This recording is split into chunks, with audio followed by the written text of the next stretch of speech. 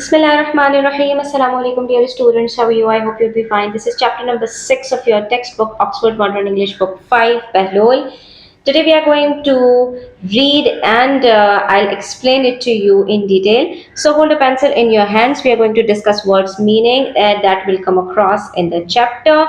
And please watch the video till the end. Do not skip the video or you will miss the interesting parts of the chapter. Right? It's a very interesting story and you're going to enjoy it till the end, right? It's full of thrill. Let's start with the words to know. Console means to be or provided a source of comfort to somebody who is distressed.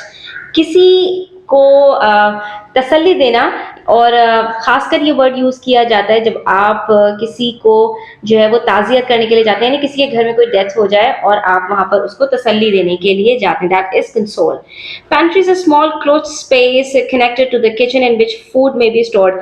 It's a sort of आप कह सकते हैं जैसे आप लोगों के पास dividers होते हैं जिसके अंदर आप अपने जो है वो कुछ स्नैक्स वगैरह रखते हैं, कुछ अपने ग्रोसरी का सामान रखते हैं या अपनी कटलरी वगैरह रखते हैं. That is pantry.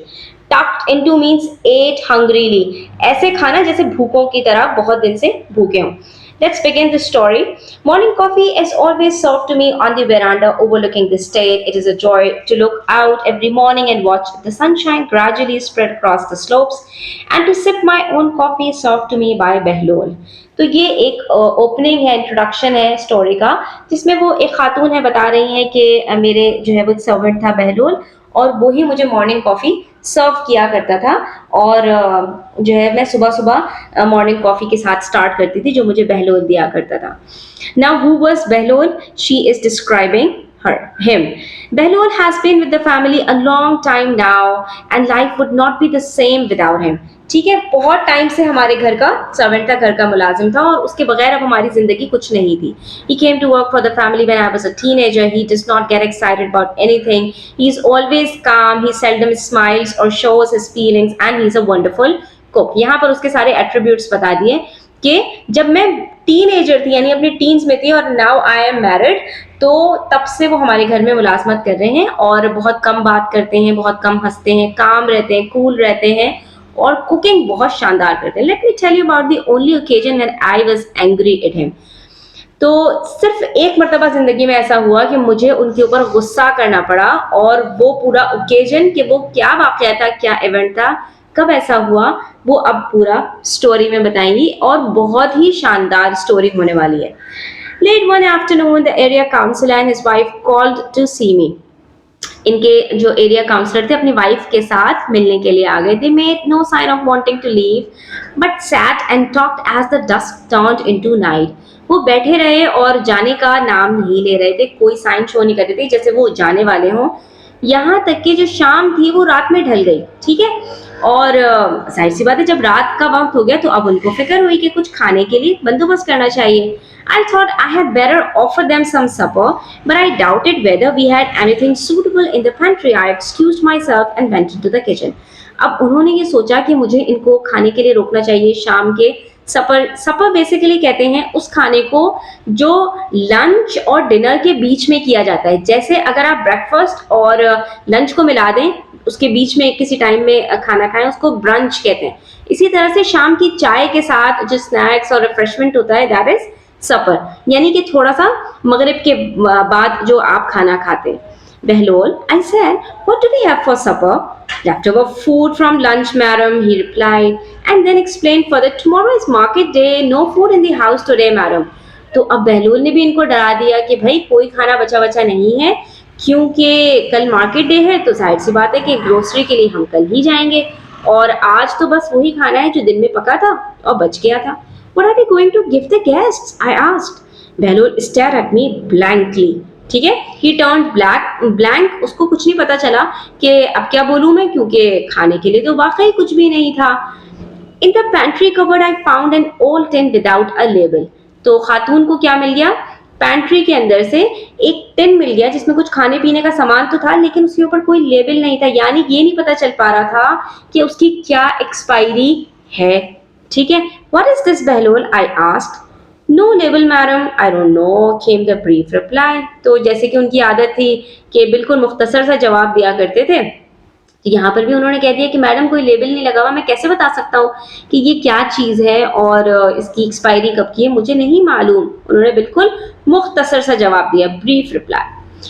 Open it and see, we shall have it for supper, but give some to the chickens first. If they are all right, then we shall know the food has not gone bad. तो अब उन्होंने क्या कहा, चलो खोल के देखो इसको, और अगर ये सही हुआ तो हम यही शाम के नाश्ते में उनको पेश कर देंगे, काउंसलर और उनकी वाइफ को। लेकिन ख्याल रखना पहले ही ना थोड़ा सा चिकन्स को डाल के देख लेना, अगर वो ठीक रहती है तो फिर हम इनको सर्व करेंगे, वरना नहीं। यहाँ पर थोड़े से वर्ड मीनिंग्स देख लीजिए। सर्व कहते हैं मुहैया करना, give out, supply. Veranda, balcony, terrace, बरामदा, यानी एक खुली जगह जहां पर घर में हम अक्सर बनाते हैं जो कमरा नहीं होती। State property, park. Gradually, slowly, आहिस्ता आहिस्ता। स्लोप्स, रैम्प, ढलवान। सेल्डम, समटाइम्स, कभी कभार। डस्क, सनडाउन, इवनिंग, शाम के टाइम को कहा जाता है। सपर, इवनिंग मील, रात का खाना, रात से कुछ पहले का खाना होता है बेसिकली, वरना रात के खाने को तो हम क्या कहते हैं, डिनर। स्टेड, लुक फिक्सली, घूर के देखना यानी गौर से देखना। नॉडेड, बोर्ड, एक्नॉलेज, सर हिलाना, हाँ में हाँ मिलाना। अपीयर्ड, सीम, कम आउट, जाहिर हो जाना, सामने आ जाना। सामंड, कॉल्ड, बुलाना। Gracious, courteous, well mannered. बस ये कह के और बहलोल चला गया। Remember to tell me immediately if anything happens to the chickens, I said, and return to entertain my guest. मैंने उसको याद दहानी कराई कि भाई कि चिकन को कुछ हो जाए तो मुझे बता देना, ताकि मुझे पता रहे कि आगे क्या करना है। The counselor and his wife were looking out over the plantation. Nice crops of beans this year, said the counselor. I hope so, I remarked. Times have been a little hard. We talked about this and that, and then Behlul appeared and summoned us for supper.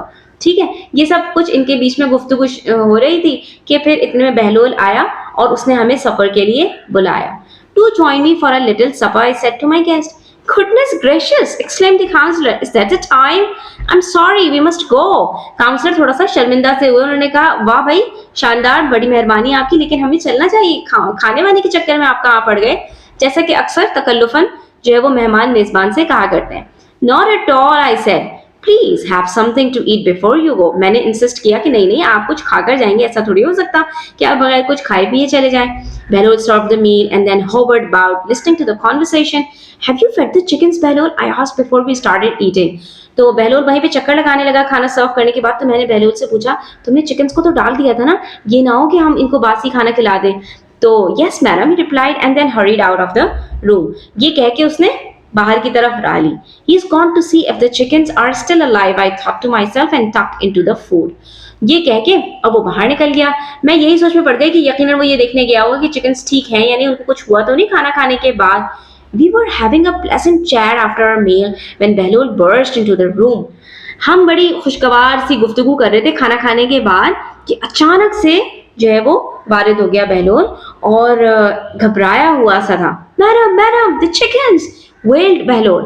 What's the matter? What about the chickens? I said with some alarm. I looked at the empty plates and stood up, glancing nervously at my guest.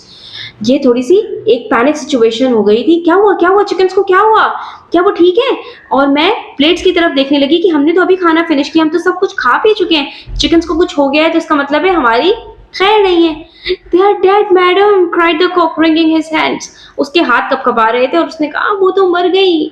I turned to my guest. मैं अपने guest की तरफ मुड़ी। I'm afraid we have a problem, I explained. The cook fed some of our food to the chickens and they have all died.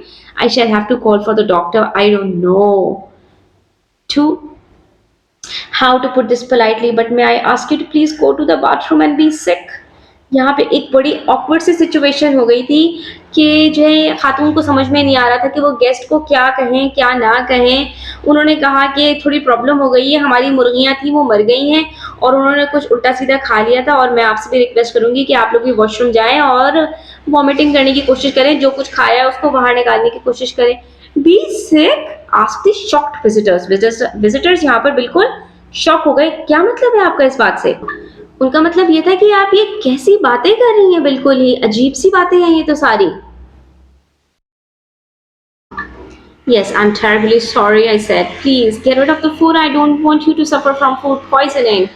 मैं बहुत आपसे शर्मिंदा हूँ, प्लीज़ आप लोग जल्दी जल्दी उल्टी करके अपना खाना बाहर निकालें। मैं नहीं चाहती कि आपको बदहज़मी हो, आपको कुछ जो है वो खाना उल्टा सीधा करे। Never had received such a request and never had I given such an advice in all my years. You can imagine the scene well enough. The house became a shambles over the next half an hour. The counselor and his wife looked very green. I was feeling no better in my head. The room spun round and round. इसके बाद आप सोच सकते हैं कि क्या हुआ होगा काउंसलर और उनकी वाइफ। मतलब एक पैनिक सिचुएशन थी, हर तरफ हबड़ तबड़ सी थी, एक अजीब सा हंगामा बरपा था। वो उल्टियां कर रहे थे और बिल्कुल नीले लाल पीले हो गए थे और खुद ये खातून की हालत भी ठीक नहीं थी, उनको चक्कर से आ रहे थे, चारों तरफ उनके कमरा घूम रहा था। Exhausted, we collapsed into comfortable chairs in the sitting room.